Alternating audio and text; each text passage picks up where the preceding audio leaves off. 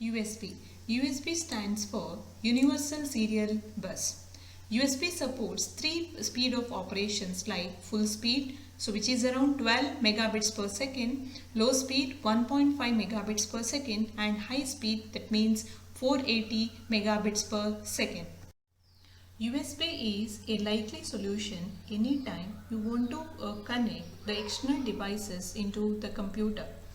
So USB provides a representative peripheral interface. Universal Serial Bus provides a serial bus standard for connecting devices usually to a computer, but it also is in use of other devices such as set-top boxes, gaming softwares, etc. So we'll take different features of USB. The first one is easy to use for end users, wide range of workloads and applications, low cost implementations, upgraded path, that is architecture upgradable to support multiple USB host controllers in a. So the diagram shows USB architecture, that is Universal Serial Bus tree structure. In the diagram, we can observe that we are having one host computer to which all the devices are connected through a hub.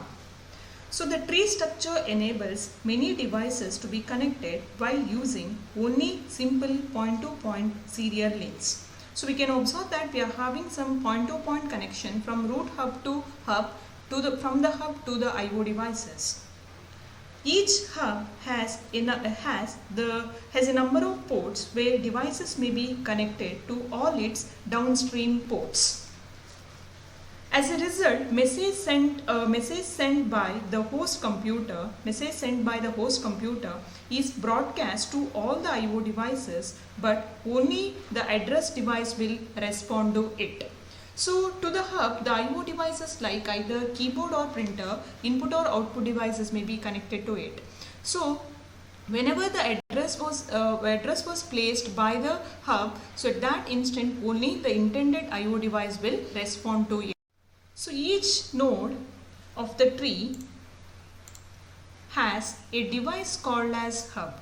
So hub will act as an intermediate control point between host as well as I/O devices. At the root of the tree, a root hub connects the entire tree to the host computer. So the leaves of the tree are nothing but the I/O devices like keyboard, internet connection, speaker or digital TV. So which are called as functions in USB technology. The tree structure helps meet the USB design objectives. The tree structure makes it possible to connect a large number of devices to a computer through a few ports. So that means through the root hub. At the same time, each I/O device is connected through a serial point-to-point connection. So from the hub to the I/O device, the type of connection is point-to-point. So this is an important consideration in facilitating the plug and play feature. So the USB architecture provides plug and play features. So the USB operates strictly on the basis of pooling.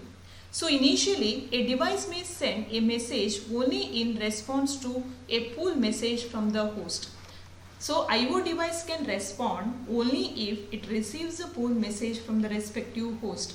Hence, upstream messages do not encounter conflicts or interfere with each other, as no two devices can send the message at the same time. So that means I/O devices can respond only if it receives a pull message from the host, so that we can avoid interferences while exchanging the messages. So this restriction allows hub to be simple and low cost device. So this is a major restriction so that the operation will be very simple as well as cost effective. So next comes USB addressing. Each device may be a hub or an I/O device. Each device on the USB is assigned with a 7-bit address, and this address is local to the USB tree and it is not related to any way to the address used on the processor bus. So the USB addresses, whatever we are using, it will be local to the USB tree, and which is not related to the address which may be used on the processor bus. So next we'll take USB protocols. So all the information transferred over the USB is organized in a packet format.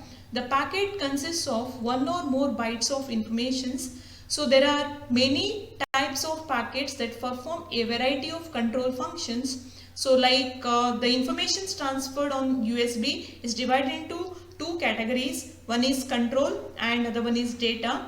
The control packet consisting of the control packets perform tasks such as addressing a device to the initiate data transfer, acknowledging that data have been received correctly, or indicating an.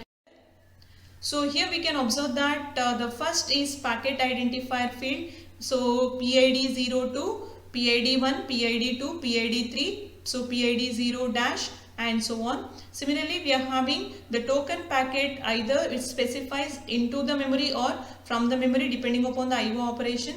So it consisting of PID, address, end of packet as well as CRC 16 in order to perform error detection as well as correction schemes. And the data packet, it also consisting of packet identifier which is around 8 bits, and the data which varies from 0 to 8192, and we are using for security we are using CRC 16 schemes. So USB packet format consisting of packet identifier field. So this is the packet identifier field, this one, and the data.